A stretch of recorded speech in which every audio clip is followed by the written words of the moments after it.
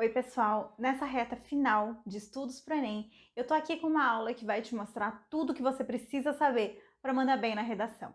E a gente nessa aula vai trabalhar tanto com a estrutura do texto dissertativo, para você que não lembra, não tem nem ideia de como começar o texto, e vai trabalhar também com a análise das competências. E vai fazer essa análise por meio da leitura de um texto nota 1000, porque aí é legal que além de você ver na prática tudo isso que a gente está falando, tanto de estrutura, tanto de competência, você ainda pode ter algumas ideias aí que podem ser aplicadas no seu texto para que você também consiga uma ótima nota. Porém, antes da gente começar esse trabalho de análise, de revisão, é importante que a gente converse um pouquinho sobre a prova de redação.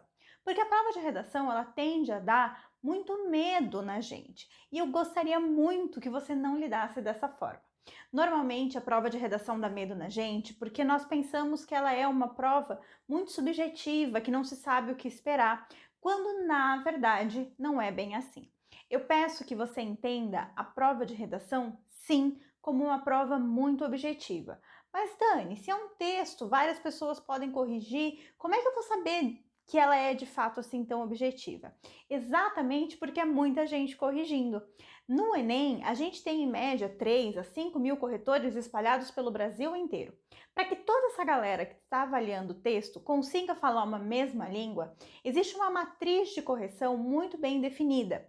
Desde 2020, o INEP disponibilizou para vocês, candidatos, o material utilizado pelos corretores do Enem. Se vocês olharem esse material, vão ver que são páginas e páginas e páginas mostrando como cada um dos corretores deve se portar diante do seu texto. Isso faz com que o Enem tenha uma grade muito objetiva, uma matriz muito objetiva para utilizar e corrigir o teu texto. Então, todas aquelas coisas que acabam nos dando medo, do tipo, mas se o corretor gostar disso, ele pode. Não, ele não pode. Ele só está seguindo aquela matriz.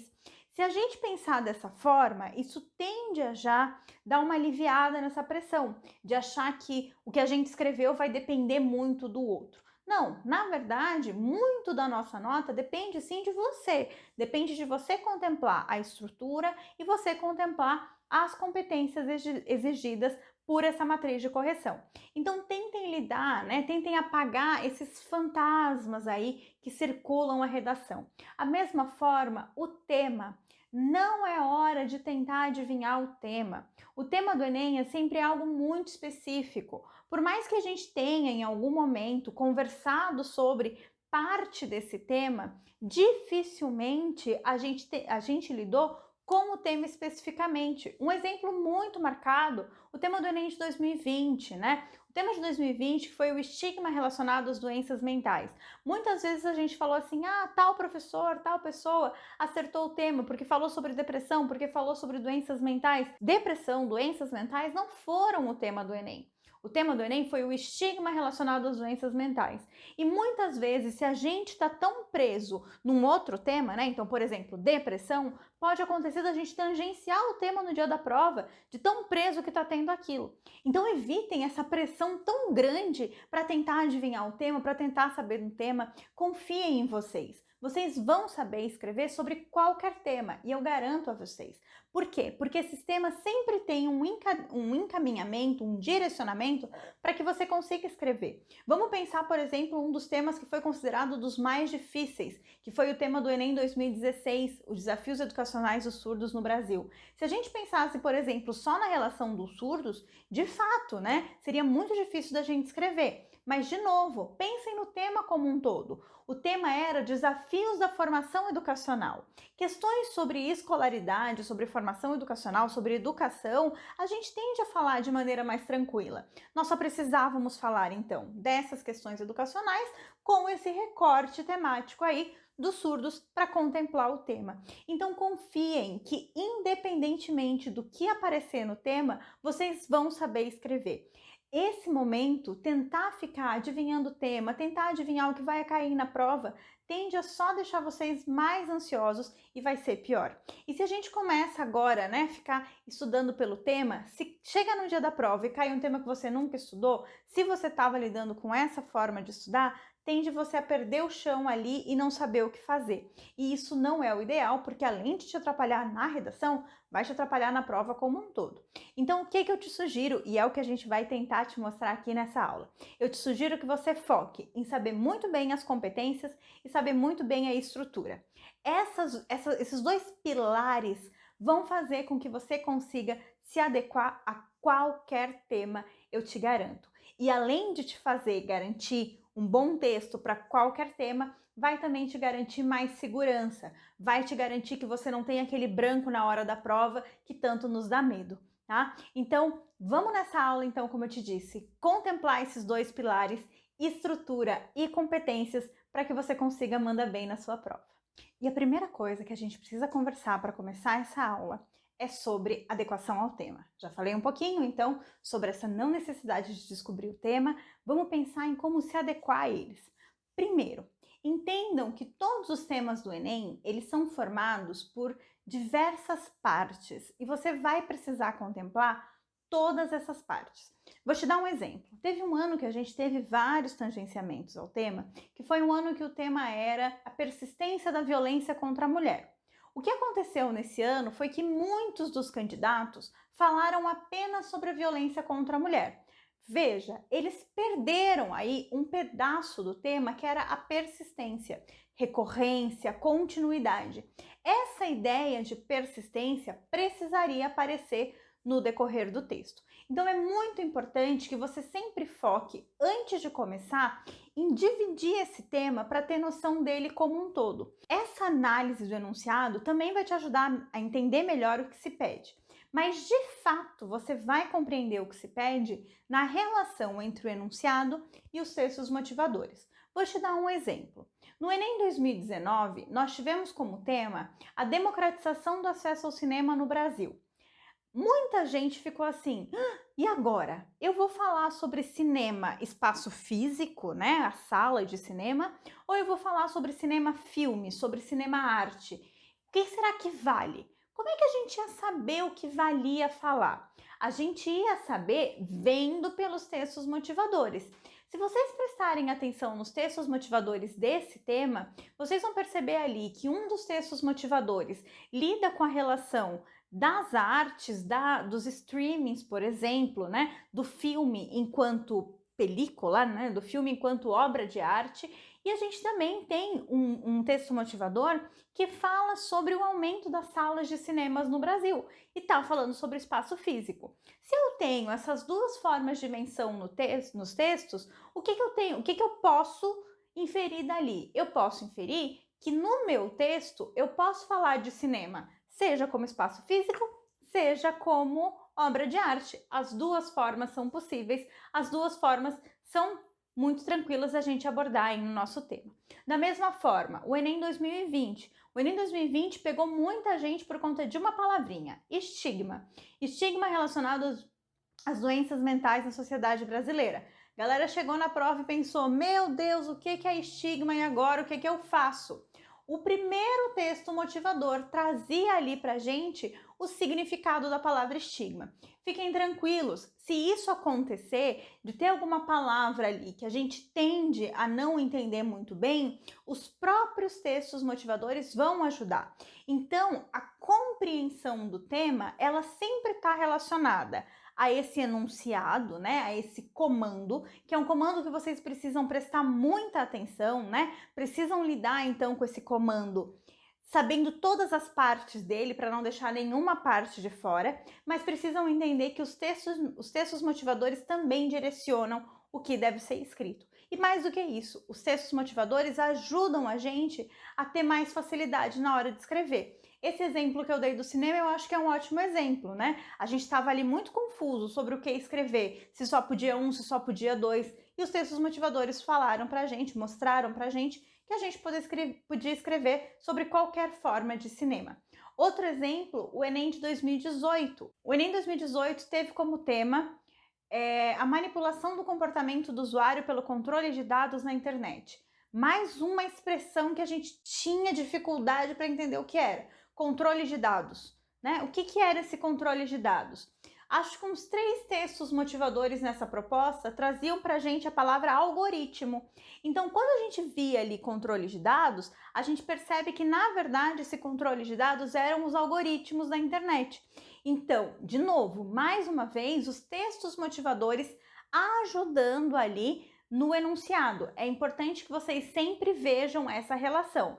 Cuidem muito do enunciado, mas entendam também o como os textos motivadores podem ajudar vocês a entender esse enunciado, porque dessa forma vocês já ficam muito mais tranquilos para escrever, porque isso abre aí o leque de possibilidades das escritas de vocês e faz também com que vocês não tenham mais nenhuma dúvida sobre nenhuma palavra, como no caso da palavra estigma, por exemplo, o texto motivador resolveu pra gente o que ela significava.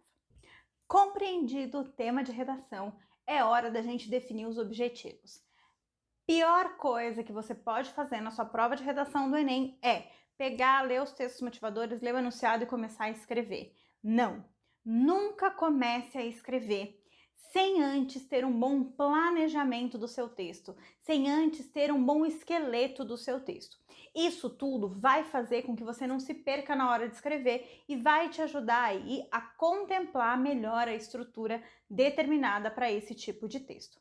Então, a primeira coisa que você deve fazer é definir os seus objetivos. Entenda que o texto dissertativo, ele precisa ter 3 grandes objetivos. Um objetivo que vai ser esse teu objetivo central do texto, que vai ser mais ou menos assim, é bom ou é ruim? Então, por exemplo, o estigma relacionado às doenças mentais é ruim. Vai ser só esse grande objetivo para você lembrar assim, tá? Tudo que eu trouxer no meu texto vai ser para dizer o quanto esse estigma é ruim. Só para que você não se perca aí e não acabe lidando com coisas confusas no decorrer do seu texto. Definido esse grande objetivo, aí sim uma coisa muito importante, você precisa definir os objetivos dos seus parágrafos, tá? Aqui no e-book dessa aula eu te mostro vários exemplos de como fazer isso, eu te mostro direitinho como fazer isso, mas o que você precisa pensar? Você precisa pensar que você vai ter 2 grandes argumentos, um em cada parágrafo de desenvolvimento. A gente está pensando aqui num texto com 2 parágrafos de desenvolvimento. Você vai ter então ali 2 grandes objetivos e não pode começar o texto sem definir esses objetivos. Então, a primeira coisa que você precisa pensar é pensar assim, nesse seu planejamento. O que eu acho sobre esse tema? O porquê que eu acho isso? Esse porquê vão ser os seus 2 objetivos. Um objetivo para cada parágrafo de desenvolvimento. Ainda assim, antes de começar, pensa assim, o que eu vou usar como repertório para conseguir sustentar esses objetivos? Esses seus objetivos é que vão estruturar o seu texto. Então vamos pensar assim, né? Peguei o tema de 2020, estigmas relacionados às doenças mentais na sociedade brasileira. O que eu acho? Qual que é meu grande objetivo do texto? Meu grande objetivo do texto é dizer que é ruim, que esses estigmas são ruins. Por que eles são ruins? Aí eu vou pensar em 2 objetivos, um para cada parágrafo. Eles são ruins porque fazem com que as pessoas não procurem tratamento e porque exclui essas pessoas da sociedade. 2 porquês. O que eu acabei de pensar é que o meu primeiro desenvolvimento vai falar sobre a falta da busca de tratamento, sobre a não busca de tratamento, porque foi esse o objetivo que eu destinei. Então, todo o meu primeiro desenvolvimento vai falar só disso. Todo o meu segundo desenvolvimento vai falar sobre a exclusão da sociedade, porque é isso que eu pensei, né? Nesses 2 objetivos. Somente com base nesse objetivo que a gente vai conseguir estruturar o nosso texto. É muito importante que você tenha muito marcado uma estrutura do texto dissertativo, meio que uma formulinha ali que você vai usar para contemplar toda essa estrutura do seu texto. No nosso e-book, eu dei ali para vocês uma formulinha de cada um dos parágrafos em que vocês conseguem ver quais são os elementos básicos para cada um desses parágrafos, que vocês vão preencher esses elementos com base nesse planejamento que a gente acabou de fazer. Vamos, para começar a pensar nessa estrutura então, e a gente ver como essa estrutura se coloca, vamos ler junto um texto 1000 que a gente vai usar para analisar aqui tanto a estrutura, tanto as competências. A primeira coisa que eu quero é que vocês leiam aqui comigo a introdução, para a gente ver como na introdução esses objetivos que eu falei para vocês já aparecem. Olha só, essa é uma introdução de um texto nota 1000, escrito no Enem 2020, que tinha como tema o estigma relacionado às doenças mentais na sociedade brasileira. E o texto começa assim. Na obra Quincas Borba, de Machado de Assis, é mencionada a trajetória de Rubião, que após receber grande herança e atrair vários amigos, é acometido por uma enfermidade mental, fazendo com que seus conhecidos se afastem e que fosse abandonado num hospital psiquiátrico. Fora da ficção, o estigma associado às doenças mentais também é presente na sociedade brasileira, haja vista que muitos indivíduos com transtornos dessa ordem são excluídos da sociedade e que muitas pessoas com sintomas de desequilíbrio mental não buscam ajuda. Primeiro, a gente já vai falar sobre essa estrutura da introdução, mas vejam como essa introdução já mostrou aqui quais são os objetivos do texto. Veja primeiro que ela fala ali que os estigmas são muito presentes na sociedade brasileira. Aqui ela já está trazendo esse grande objetivo do texto. O texto dela, de maneira geral, vai trazer essa presença. E logo ali no final da introdução, ela me fala assim, ó. Haja vista que muitos indivíduos com os transtornos dessa ordem são excluídos da sociedade e que muitas pessoas com sintomas de desequilíbrio mental não buscam ajuda. Então vejam, qual que é o primeiro objetivo dela? Qual que é o primeiro objetivo que ela vai abordar? A exclusão da sociedade. Depois a gente já vai ver como o primeiro desenvolvimento dela fala exatamente sobre essa exclusão da sociedade. No segundo desenvolvimento, ela vai falar sobre a não busca de ajuda. Vejam que esses dois elementos já foram apresentados na introdução. Isso mostra, o fato dela já ter conseguido colocar na introdução, mostra que esse texto foi bem planejado. Ela pensou antes e já pensou assim, meu primeiro desenvolvimento vou falar sobre a exclusão, meu segundo desenvolvimento vou falar sobre a não busca pela ajuda. Então aqui ela já planejou esse texto e já colocou ali na introdução. Na formulinha que eu dei para vocês aqui no e-book de como lidar com essa estrutura do texto, a gente vai ver que na introdução nós precisamos ter 3 elementos. Um contexto, que é algo mais amplo. No caso desse texto, como contextualização, a autora colocou a obra Quincas Borba. Como o contexto é algo mais amplo que o tema, é muito comum que a gente já utilize aqui um repertório, porque isso já te ajuda a garantir aí um repertório, caso ele não apareça de maneira completa em algum outro lugar do teu texto. Ali você já garantiu um repertório. É bem legal que você consiga começar o seu texto já com esse repertório. Depois do repertório, lá na introdução, ou de qualquer contexto lá na introdução, a gente deve mencionar o tema, que é o que ela faz aqui, ó, logo depois. Fora da ficção, o estigma associado às doenças mentais também é presente na sociedade brasileira. O que ela fez ali foi apresentar o tema proposto pela prova de redação. Vejam que ela usou termos muito parecidos com o que estavam na prova, não tem problema nenhum. O importante é que já na introdução você mencione o tema completo. Lembra daquilo que eu falei, né? Sempre o tema completo, então não adianta só citar saúde mental, doenças mentais. Tem que citar o estigma associado às doenças mentais. Tem que mencionar o tema como um todo. E depois já anuncia ali os seus objetivos. Anuncia quais são os elementos que vão ser abordados no decorrer do seu parágrafo, como a autora fez aqui pra gente. Bom, feita a introdução do nosso texto dissertativo, então, essa introdução que vai trazer um contexto, o tema completinho e os 2 objetivos que você vai abordar no decorrer do seu texto. Agora, de fato, a gente vai para os parágrafos mais importantes, que são o parágrafo de desenvolvimento. Como eu disse, a formulinha disso tudo que eu tô falando para vocês tá no nosso e-book, que tá para baixar. Mas então, para pensar nesses desenvolvimentos, o que a gente precisa pensar? A gente precisa pensar que o nosso desenvolvimento, primeiro, vai abordar só aquele objetivo que nós delimitamos, mais nada. Aqui, de novo, é importante a gente lembrar daquilo que nós falamos anteriormente, né? Ah, mas se o corretor... Não vamos pensar em e se eu fizer, e se gostarem, não. Não é a quantidade de coisas que vai preencher esse parágrafo, né? Não é a quantidade de coisas que vão estar presentes nesse parágrafo que vão dar nota para você, mas é a qualidade desse parágrafo, é a qualidade disso que você vai trazer. Então, cada um desses parágrafos de desenvolvimento, ele vai precisar ter é como se cada um deles tivesse um início, meio e fim. Então, ele vai apresentar o objetivo desse parágrafo, esse objetivo que a gente já determinou antes de começar a escrever.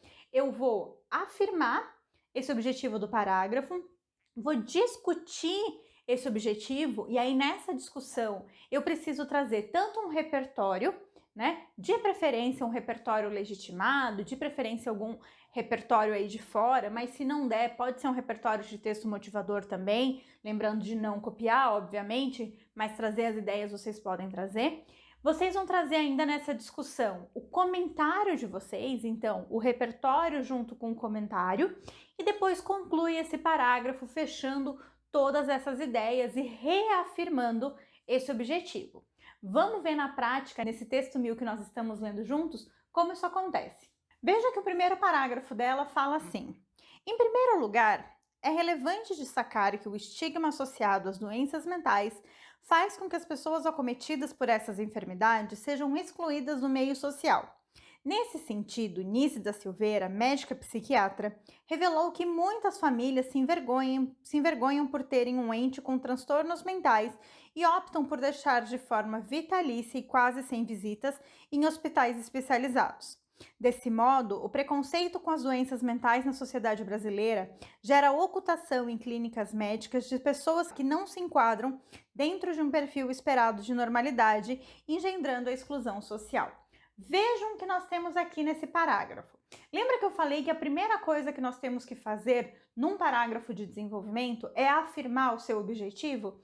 Veja como a autora começa ali falando.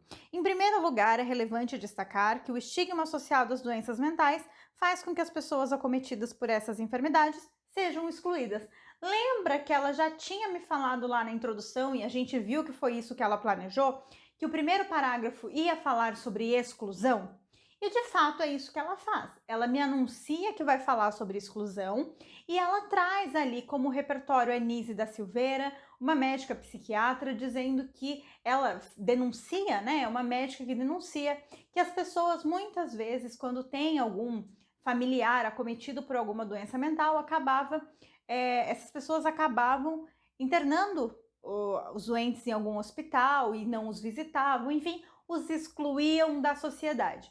Veja como todo o parágrafo acaba contemplando exatamente o que ela falou que ia abordar, é exatamente o que ela fez. Então ela tem aqui uma afirmação do objetivo e uma discussão em que ela faz, né? A autora faz tanto seus comentários, tanto traz um repertório para sustentar esses comentários. No segundo desenvolvimento, vamos lá ver o que ela faz. Ademais, o estigma e a falta de informações sobre as doenças mentais fazem com que muitos indivíduos com sintomas dessas patologias não busquem ajuda especializada.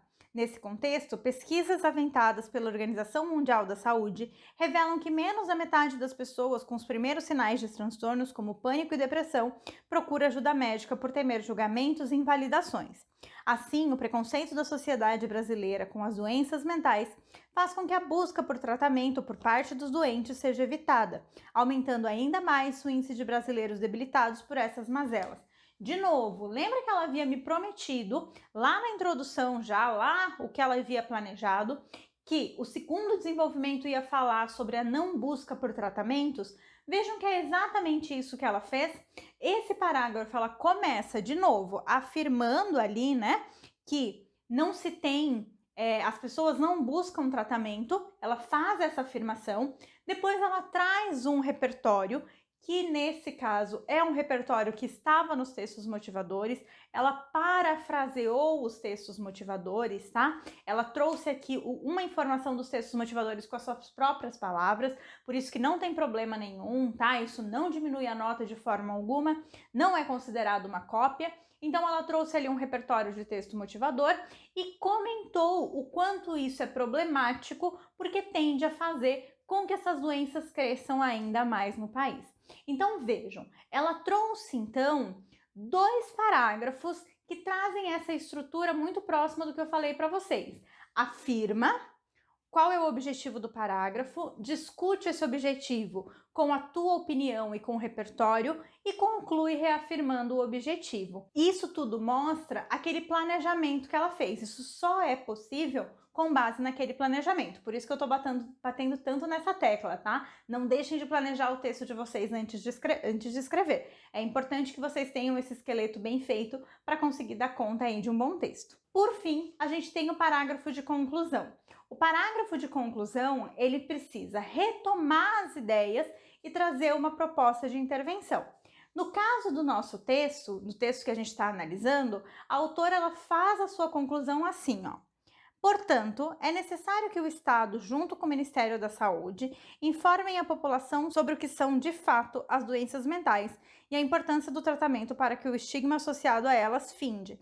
Tal tarefa será realizada por meio de expansivas campanhas publicitárias nos veículos de comunicação em massa, como a internet e televisão, com profissionais da saúde especializados no assunto e fará com que o povo brasileiro seja elucidado sobre essas patologias rapidamente.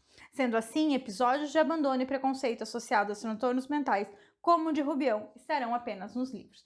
O que ela fez aqui? Ela trouxe a retomada do tema, a retomada desse grande problema, fez a sua proposta de intervenção, que a gente já vai analisar, e ainda finalizou ali a sua proposta de intervenção, retomando um contexto apresentado lá na introdução. Isso é uma estratégia bem interessante. Se lá na introdução você usou um contexto, um repertório, e isso é muito tranquilo de fazer quando você usa um repertório literário, um repertório histórico, como que aconteceu aqui, né, que era um repertório da literatura, você pode lá depois da proposta de intervenção retomar esse repertório, retomar essa ideia apresentada lá na introdução para fazer esse fechamento de parágrafo como foi feito aí. O Rubião apareceu tanto no começo, tanto lá no fim do texto, e isso ajudou a trazer esse fechamento bem redondinho aí do texto dela. Bom, nós acabamos de ler juntos, então, um texto nota 1000. Num primeiro momento, eu tentei mostrar para vocês essa estrutura da introdução, do desenvolvimento, da conclusão, que a gente conseguiu ver um pouquinho aí nesse texto e que, como eu disse, está melhor descrita e melhor explicada no e-book que acompanha esse aulão. Mas aqui a gente viu, então, como esse texto nota 1000 se estruturou. Mas a grande questão que fica é, por que esse texto foi, então, nota 1000? Né? Lembrando que no ano de 2020, que foi o ano que esse texto foi escrito, a gente só teve 28 notas 1000 no Brasil inteiro. Então, assim, o que fez com que esse texto fosse tão bom? Porque se a gente for ver, né, agora que a gente acabou de ler o texto, ele até parece um texto relativamente simples, ele não tem grandes rebuscamentos, enfim, mas ele é um texto que contempla todas as competências necessárias para que se tire a nota 1000. E foi por isso que ele tirou essa nota. E aí isso volta a lembrar aquilo que eu falei para vocês. Esse texto teve nota máxima não por nenhuma grande artimanha, mas por contemplar exatamente as competências que são cobradas no Enem. Então agora a gente vai falar um pouco sobre essas competências. Lembrando que é assim, tá? O seu texto ele é corrigido por 2 corretores. Cada corretor vai te dar até 200 em cada uma das competências. Então são 5 competências. Cada uma delas vale de 0 a 200 e cada corretor sempre vai te dar múltiplos de 40. Então, em cada uma das competências, o corretor vai te dar 0, 40, 80, 120, 160 ou 200. Se alguma vez já aconteceu de você receber 180, por exemplo, numa competência, quer dizer que um corretor te deu 200 e outro corretor te deu 160. A nota que você recebe é sempre a média do que foi dado pelos 2 corretores, tá? São sempre 2 corretores corrigindo. 5 competências, cada uma vale então 200 pontos. Vamos lembrar rapidamente o que são essas competências para depois a gente aprofundar um pouquinho nelas e analisar esses elementos no texto que a gente acabou de ler. A primeira competência analisa a norma padrão da língua portuguesa, o uso da gramática, das questões linguísticas. A segunda competência avalia muita coisa: adequação ao tema, adequação ao gênero e os repertórios utilizados. A terceira competência avalia a autoria, projeto de texto, coerência textual, desenvolvimento das suas ideias. A quarta competência avalia a coesão, os elementos coesivos. E a quinta competência, a proposta de intervenção. Isso muito rapidamente, agora vamos ver na prática o que cada uma dessas competências avalia e para a gente ter muita certeza, então, de como conseguir contemplar a maior nota em cada uma delas. Lembrando, saber bem as competências é ter uma boa garantia de como tirar uma boa nota. Vejam bem a grade de correção de cada uma das competências para que vocês saibam, então, como garantir uma boa nota em cada uma delas. Como eu disse para vocês, a primeira competência vai avaliar a norma padrão.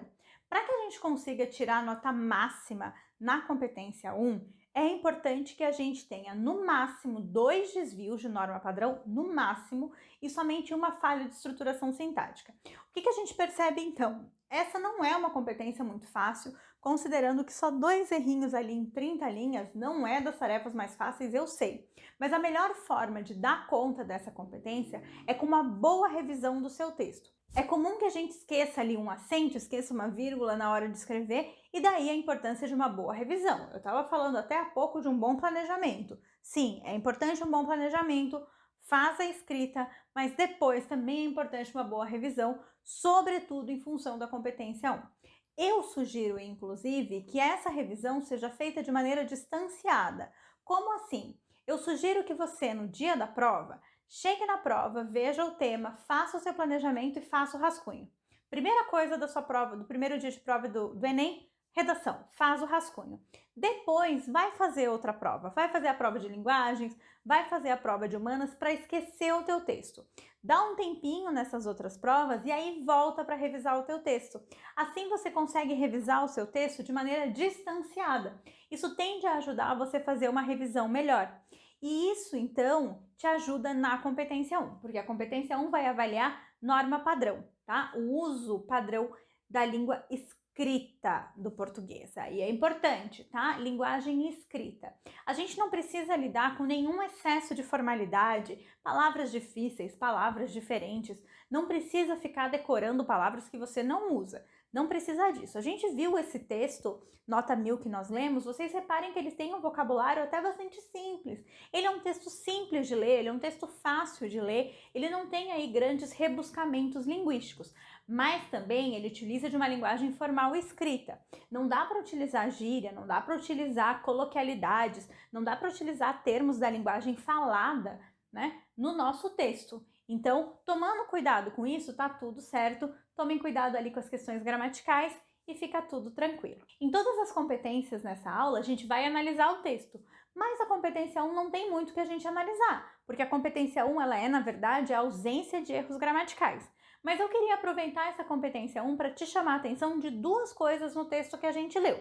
Primeiro, ali já na primeira linha do texto, vejam que a gente vê assim, na obra Quincas Borba. Reparem que Quincas Borba está entre aspas. Isso é uma regrinha interessante da gente lembrar, tá?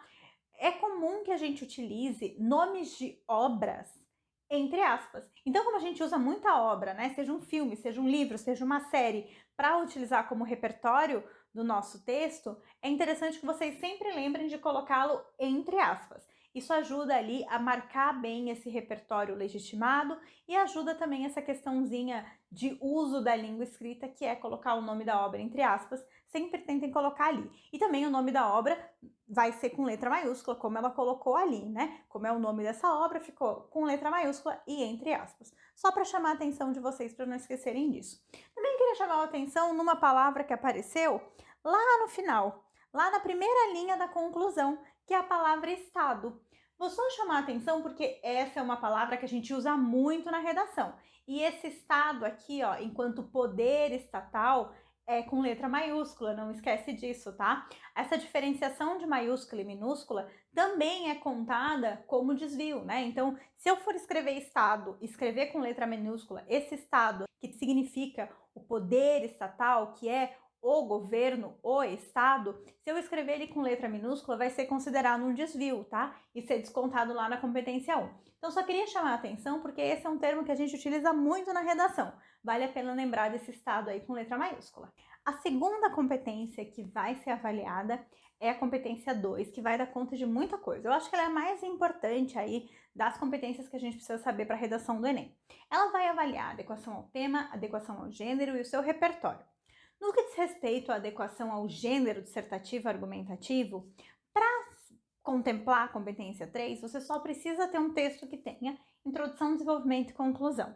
Não tem muito segredo. Então, tendo um texto como isso que a gente já viu no início dessa aula, né, que vai ter uma introdução que apresente os elementos, os desenvolvimentos que discutam e a conclusão que feche e traga uma proposta de intervenção, você já vai contemplar aí o que é necessário para se ter uma adequação ao gênero dissertativo, tá? Aqui a gente só vai precisar tomar cuidado, assim, com narrações. Então, por exemplo, contar uma historinha no decorrer do texto é algo que a gente não vai fazer. A gente está lidando com um texto que tem como função discutir alguma problemática, tá? Então, não vão colocar aqui no meio do texto a narração de alguma história, alguma coisa desse tipo, porque pode fazer com que você não contemple o que é um texto dissertativo e pode até te fazer zerar o texto, tá? Então só tome cuidado com isso, que é a ideia de apresentar um problema e discutir.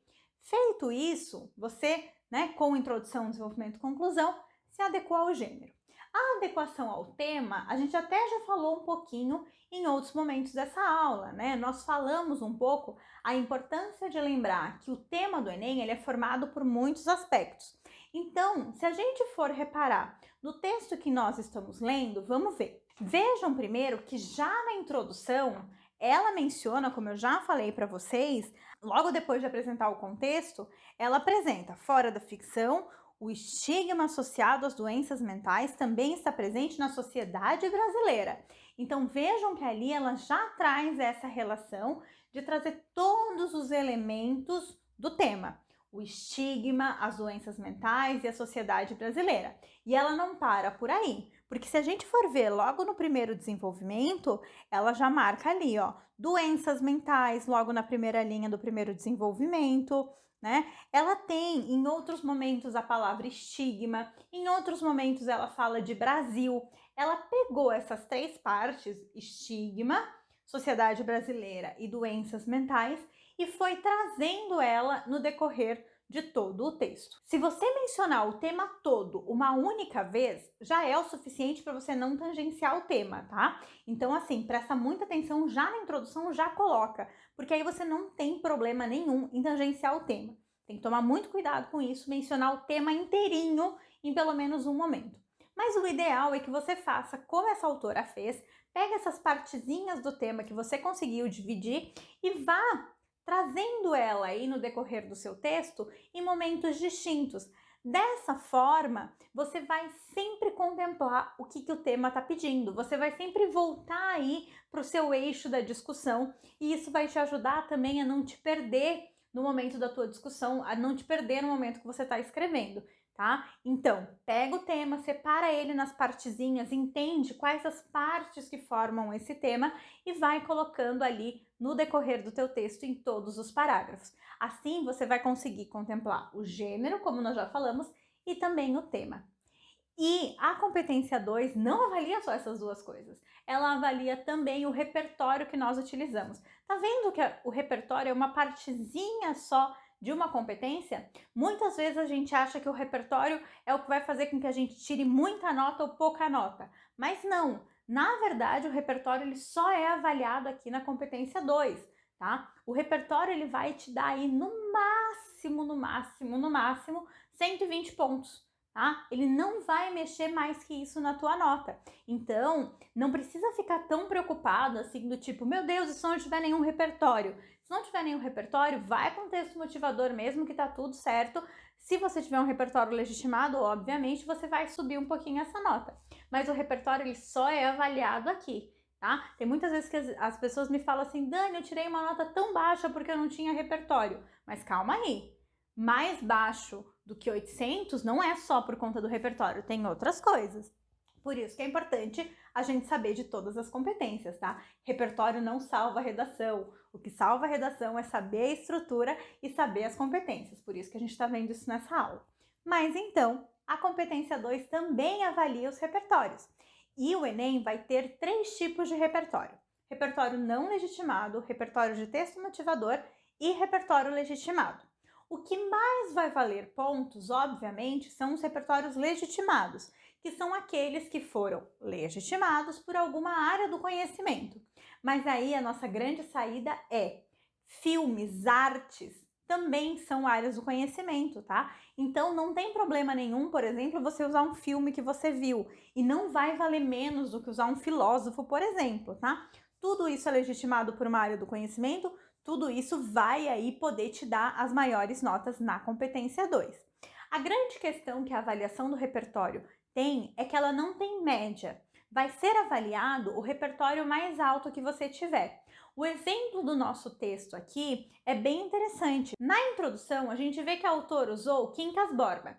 Quincas Borba é um exemplo da literatura, então ele é um repertório legitimado por uma área do conhecimento que é a literatura.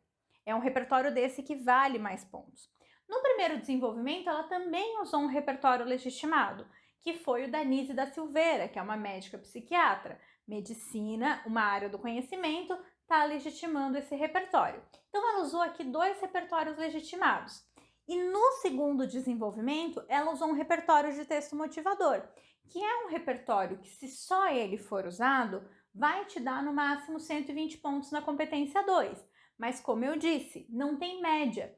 Como ela usou outros repertórios que valiam 200 pontos, na introdução e no D1, esse repertório de texto motivador que ela usou no segundo desenvolvimento não mudou em nada, não abaixou a nota dela. Ela continuou gabaritando a competência, mesmo tendo usado um texto motivador. Por quê? Se um repertório for nota máxima, é esse que vai valer, tá? Então, se preocupe em ter pelo menos um repertório no seu texto todo. Pode ser na introdução ou nos desenvolvimentos. Um repertório desse legitimado por alguma área do conhecimento. Pode ser uma música, pode ser um filme, pode ser um filósofo, pode ser um período histórico, pode ser a fala de alguém importante, a fala de alguém conhecido. Isso tudo vai ser esse repertório legitimado. Tente ter pelo menos um no decorrer do seu texto. Aí você consegue tirar uma boa nota. Obviamente, se você conseguir 2, como ela fez aqui, você vai ter um texto mais seguro, é mais tranquilo ali, de não dar nenhum problema e de você ter certeza que vai ter esse repertório, né? Mas, não tendo, não tem problema. 1 é o suficiente para você garantir a nota. Nos outros parágrafos, você pode fazer como a autora que a gente está lendo e usar também repertórios de texto motivador, sempre evitando a cópia, mas podendo usar a ideia. A terceira competência de avaliação vai avaliar 2 coisas: o projeto de texto e o desenvolvimento das suas ideias. Projeto de texto, a gente já falou muito sobre isso hoje, né? Eu comecei essa aula falando sobre planejamento. Para vocês verem o quanto ele é importante, ele apareceu aqui nessa competência, na competência 3. Projeto de texto nada mais é que um planejamento. Aí você me pergunta: Dani, mas o corretor não tem acesso só à minha versão final? Como é que ele vai saber se eu planejei ou não? Ele vai saber se você planejou ou não, se isso estiver aparecendo no seu texto. Lembra que eu comecei a aula falando assim: olha, objetivos. Você precisa traçar um objetivo para cada um dos parágrafos e cumprir esse objetivo ao longo dos parágrafos. Isso vai fazer com que fique perceptível para o leitor o seu projeto de texto. No exemplo que nós estamos avaliando, vejam lá. Lá na introdução, como a gente já conversou, ela lança os 2 objetivos. Os indivíduos com transtornos dessa ordem são excluídos da sociedade, né? Exclusão é o primeiro objetivo, e a não busca por ajuda, o segundo objetivo. Vejam como ela marca aqui nos desenvolvimentos esses elementos. Veja como o primeiro desenvolvimento dela começa assim, né? É importante destacar e vai ali, ó, pessoas acometidas por essas enfermidades sejam excluídas. Então, ela está focando na coisa da exclusão. E veja que o parágrafo termina ali, ó, com esse termo novamente, exclusão social. Então, ela está marcando esse objetivo. Da mesma forma, ela tinha me falado que o segundo desenvolvimento ia falar da não busca por ajuda. Vejam que ela começa o segundo desenvolvimento falando que o estigma e a falta de informações sobre doenças mentais fazem que muitos indivíduos com sintoma dessas patologias não busquem ajudas especializadas. E ainda lá no final do parágrafo, como ela fala, ó, a busca por tratamento por parte dos doentes mentais seja evitada. Então ela está falando dessa não busca pelo tratamento como ela tinha me prometido. Da mesma forma, a proposta de intervenção dela está relacionada com o tratamento e com a exclusão. A proposta de intervenção também, ela é muito importante que ela se relacione com o que foi abordado anteriormente. Por quê? Porque isso mostra que seu texto foi planejado e isso vai te ajudar a ganhar bons pontos aqui na competência 3, na análise do projeto de texto. Além disso, a competência 3, ela também avalia o desenvolvimento das suas ideias. Lembra que eu falei ali da estrutura? Que os nossos parágrafos de desenvolvimento precisam trazer repertório, mas não só eles precisam trazer um comentário do autor, o seu comentário. Isso vai mostrar para o corretor que vocês estão desenvolvendo as ideias. Primeiro, sempre partam do pressuposto que o leitor não conhece o repertório de vocês. Ou seja, vamos ver ali na introdução, por exemplo. Ali na introdução, ela falou do Rubião do Quincas Borba, mas ela partiu do pressuposto que eu não sei quem é o Rubião e eu não sei quem é o Quincas Borba. Então, ela me fala, ó, a obra, nela é mencionada a trajetória do Rubião, que após receber uma grande herança e atrair vários amigos, é acometido por uma enfermidade mental. Então, eu não precisava saber que o Rubião é acometido por uma enfermidade mental.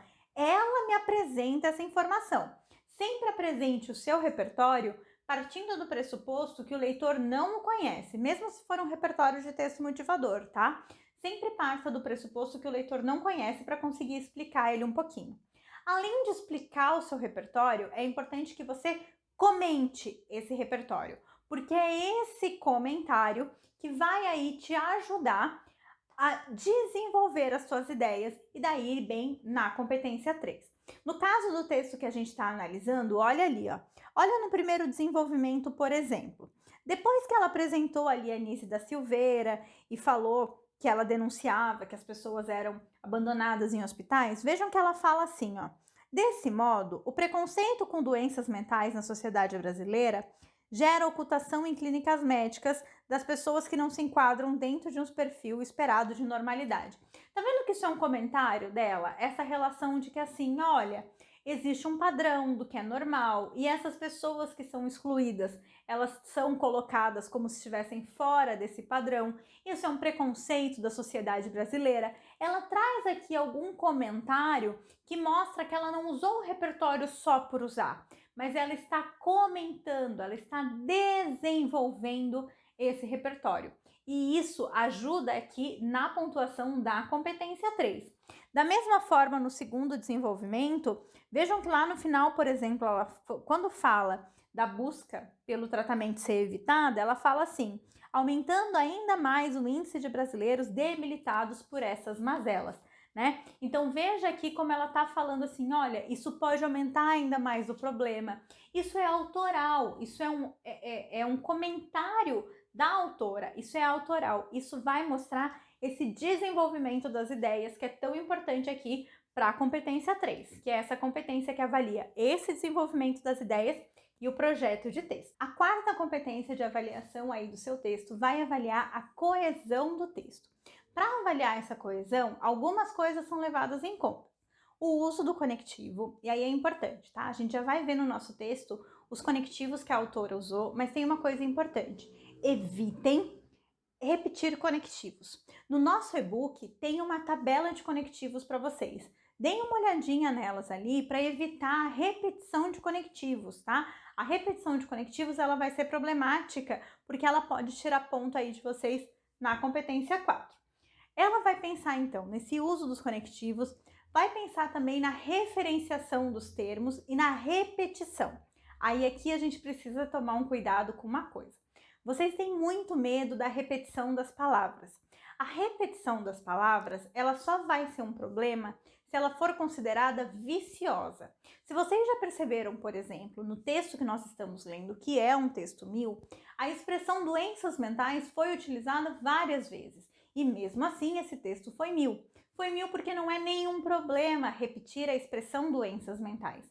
Mas a autora usou, né, essa repetição de uma maneira que não era viciosa. E ainda ela mostrou que tinha outras formas de se referir. Isso vai ser importante para mostrar esse repertório aí, essa diversidade de formas de referenciação. É comum que nós precisemos mencionar o tema várias vezes e aí esse nosso medo de repetir. Mas fiquem tranquilos, tá? Tentem espaçar as repetições de vocês, que aí não vai ser um grande problema. Se a gente for ver, por exemplo, ó, ali no primeiro desenvolvimento do texto que nós estamos lendo, olha como ela marca ali, ó.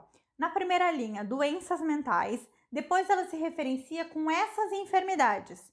Depois, transtornos mentais e doenças mentais de novo. Tá vendo que tem uma repetição? Doenças mentais aparecem 2 vezes, só que aparece de maneira espaçada. E nesse meio tempo, ela já mostrou, a autora, que tinha 2 outras formas de mencionar. Então, ela já mostrou aqui um repertório que já deixa claro para o corretor que não é um grande problema, que ela não é viciada nesse termo, doenças mentais, doenças mentais, doenças mentais. Não, não é uma relação de vício, é uma relação de que ela precisava mencionar. E mesmo que ela tenha outras formas de mencionar, como ela já mostrou anteriormente, foi necessário ali repetir sem problema nenhum. Tá? Então não precisa ficar achando isso é um mito. Se eu repetir alguma expressão, eu não consigo tirar nota máxima. Isso não é verdade, tá? Você pode repetir, mas lembra, se repetir, tenta espaçar. Porque esses elementos de repetição também vão ser considerados aqui na competência 4. Mas o que a gente vai se preocupar mesmo, como eu já disse para vocês, é não repetir conectivos. Essa repetição de outros termos e de repetição dos próprios elementos do tema só vão ser um problema se for considerado vicioso, senão não tem problema nenhum, tá? Então cuidem mesmo com a repetição de conectivos. E mais importante, lembrem-se de colocar os conectivos. A gente precisa colocar conectivos no início do parágrafo para relacionar um parágrafo com o outro e dentro dos parágrafos para relacionar um período com o outro. Nos nossos exemplos aqui, ó, a gente tem marcadinho, e toda essa análise também está feita no e-book, tá? A gente tem marcadinho aqui, por exemplo, ali no primeiro desenvolvimento. O primeiro desenvolvimento começa com em primeiro lugar. O segundo desenvolvimento começa com ademais. A conclusão começa com portanto. Tá vendo que esses conectivozinhos aqui no início do parágrafo, eles estão relacionando um parágrafo com o outro. Isso é importantíssimo, tá? Não esqueçam de colocar esses conectivozinhos assim. Um no início do primeiro desenvolvimento, um no início do segundo desenvolvimento e um no início da conclusão. Isso vai trazer essa coesão aí entre os parágrafos, que é muito importante e é avaliada na competência 4. Além disso, também não esquece de usar os conectivos dentro do parágrafo, como a gente pode ver aqui, ó, né? No primeiro desenvolvimento, por exemplo, ó, tá marcadinho ali, ó, tem o primeiro período e depois, nesse sentido, para trazer essa relação do contexto. Depois a gente tem o desse modo. Esses conectivozinhos assim dentro do parágrafo, eles vão dando essa ligação entre um período e outro.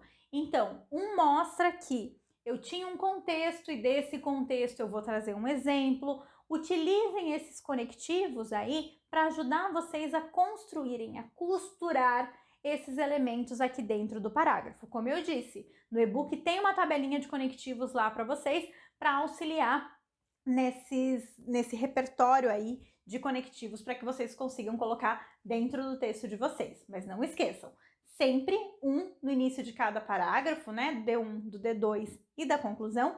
E dentro dos parágrafos também é legal colocar pelo menos um ou dois ali no meio para ter esse texto bem costuradinho e manda bem ali na competência 4. Por fim, a última competência que vai ser avaliada no seu texto é a competência 5.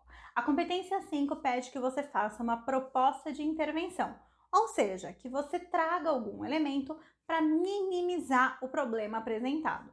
Quando a gente fala de proposta de intervenção, existe muito mito por aí. Existe muita gente que fala que você precisa resolver o problema, quanto mais você resolver o problema, melhor, e não é bem por aí. Lembra que eu tô a aula inteira falando assim, a prova do Enem de redação é sim objetiva? Da mesma forma, a proposta de intervenção também vai ser. Eu falei para vocês que cada competência é avaliada de 0 a 200, ou seja, são 5 possibilidades, 6 se contar com 0, né? 0, 40, 80, 120, 160 e 200. Na proposta de intervenção, a gente tem um elemento para cada um desses pontos, tá? Vocês já devem ter falado de termos como ação, agente, efeito, modo, detalhamento. Esses elementos, vejam só, ação, agente, efeito, modo e detalhamento. Cada um deles vai valer 40 pontos. Tá vendo como é o objetivo? Cada um desses elementos que você colocar vão te dar 40 pontos aí na sua proposta de intervenção. Então, presta muita atenção em como fazer essa proposta. Pense, o que deve ser feito para minimizar o problema? Não precisa resolver, para minimizar o problema. Quem deve fazer essa ação aqui que você propôs? Para que essa ação deve ser feita? Como essa ação deve ser feita? E por fim, o detalhamento, que seria o quê? A explicação ou a exemplificação de qualquer um desses outros elementos. Se você responder todas essas perguntinhas, você vai conseguir 200 na competência 5, que é a competência que pede uma proposta de intervenção. Então lembre-se sempre, alguém vai fazer alguma coisa de alguma forma, com alguma finalidade, e isso tudo, algum dos elementos precisa trazer ou um exemplo ou uma explicação, porque daí você consegue ter um dos elementos também detalhados. O detalhamento é um desses elementos que muita gente tem dúvida, né? Que ele causa muita confusão aí. O detalhamento vai ser, então, normalmente, esse exemplo ou essa explicação de um dos outros elementos. Ele normalmente vai vir intercalado entre vírgulas, porque ele é um detalhe, ele é aquele elemento que a gente pode tirar ali do texto e não vai fazer muita falta. Então pensem, por exemplo, quando vocês colocarem assim, o agente, né? O agente pode ser o Estado, por exemplo. Lembra lá o Estado com a letra maiúscula? O Estado. Coloca a responsabilidade do Estado entre vírgulas, que aí você detalhou o Estado. Por exemplo, o Estado, vírgula, responsável pelo bem-estar da nação, vírgula. Você já explicou para que serve o Estado, já detalhou esse Estado, já ganhou mais 40 pontos, tá? Busque então trazer um desses elementos, né? Ou a ação, ou o agente, ou o efeito, ou o modo. Algum deles é importante que você explique ou exemplifique para ter aí a sua proposta de intervenção detalhada. Vamos ver aqui no nosso exemplo esses 5 elementos, como eles foram apresentados na proposta de intervenção da autora e discutir aí um pouquinho essa forma de apresentação. Veja que ela começa assim a conclusão. Portanto, é necessário que o Estado, em conjunto com o Ministério da Saúde, informem a população sobre o que são de fato as doenças mentais e a importância do tratamento para que o estigma associado a elas finde. Tal tarefa será realizada por meio de expansivas campanhas publicitárias nos veículos de comunicação em massa, como a internet e a televisão, com profissionais de saúde especializados no assunto, o que fará com que o povo brasileiro seja elucidado sobre essas patologias rapidamente.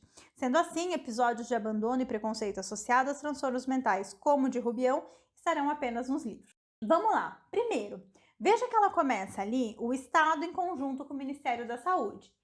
Quem deve fazer essa ação? Esse aqui é o que a gente chama de agente, é quem vai fazer essa ação. Depois ela fala ali, o que eles devem fazer então? Informem a população sobre o que são de fato as doenças mentais e a importância do tratamento. Isso é o que deve ser feito. O que deve ser feito é a ação propriamente dita. O que a gente vai fazer para minimizar esse problema? Para que o estigma associado a elas finde, né? Para que o estigma acabe. Para, a fim de, com a finalidade. Isso aqui já mostra uma finalidade, tá? Finalidade a gente pode chamar também de efeito. É o que se espera dessa ação. Lembra? Alguém faz alguma coisa com alguma finalidade. É o que se espera dessa ação, tá? Então, aqui ela já trouxe essa finalidade. Tal tarefa será realizada por meio de expansivas campanhas publicitárias nos veículos de comunicação.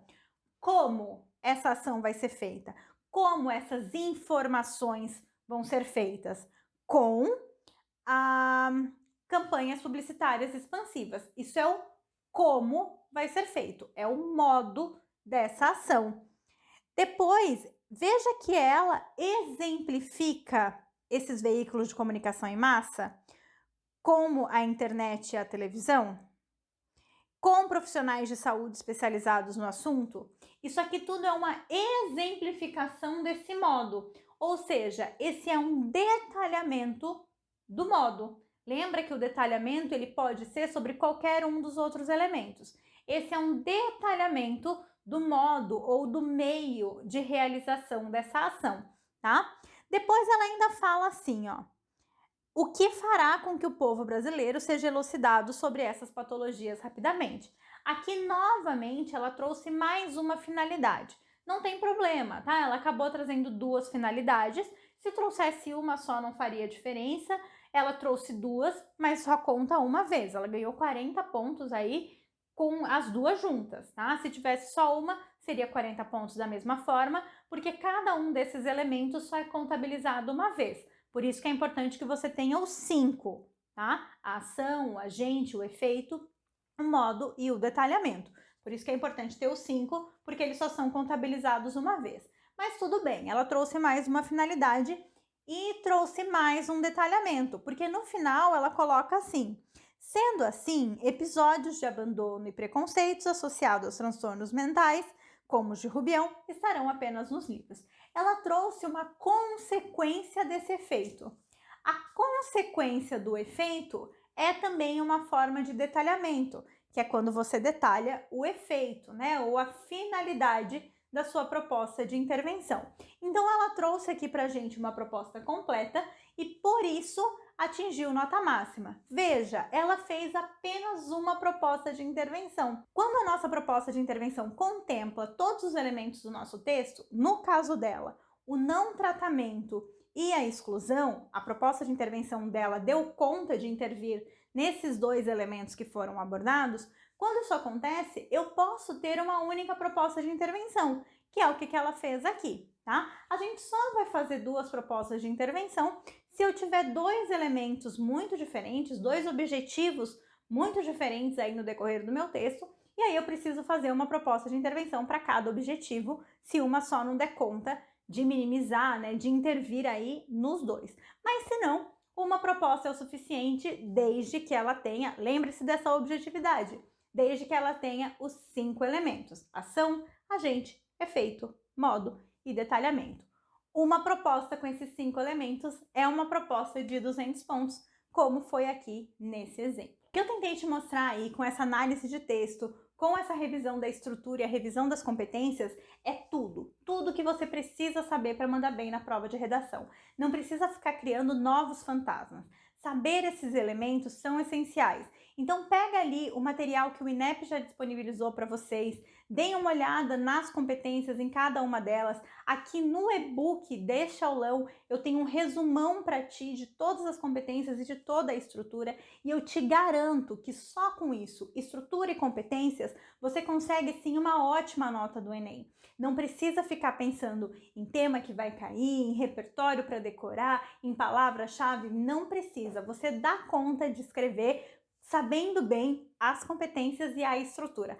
Foca nesses dois pilares, que eles são os pilares para ótimos textos, que eu tenho certeza que você vai fazer um desses ótimos textos, tá? Eu espero que essa aula tenha te ajudado aí nessa reta final, para que você consiga mandar muito bem na sua prova, e eu te desejo, então, uma ótima prova, vai com tudo, sem medo da redação, que vocês vão conseguir. Tchau, tchau, até mais!